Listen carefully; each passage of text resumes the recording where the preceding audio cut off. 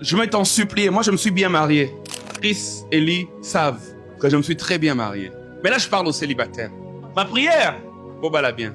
Pourquoi? C'est pour produire une postérité divine. Bandego, il y a des familles dans lesquelles il ne faut pas entrer. Tu es célibataire, tu m'entends. Ne regarde pas seulement à la beauté. Regarde à l'héritage familial, l'héritage spirituel. Il y a des familles dans lesquelles, j'insiste, il ne faut pas entrer.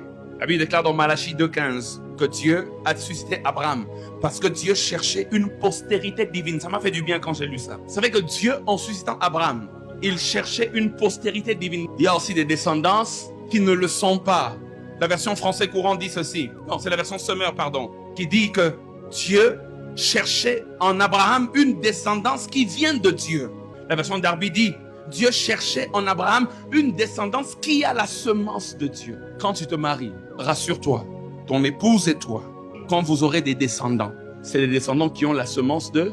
Les familles chrétiennes sont des familles où Dieu cherche une postérité divine. Parce que c'est avec cette postérité-là qu'il va changer les générations et les générations et les générations. Nous, on va passer, nos enfants vont venir, ils seront les instruments de Dieu dans leur génération. Nos enfants vont passer, leurs enfants vont venir, ils seront les instruments de Dieu dans leur génération. Ne te marie pas n'importe comment. Marie-toi avec des gens qui ont la semence de Dieu. Comme ça, quand la semence de Dieu rencontre la semence de Dieu, vous produisez la semence de Dieu.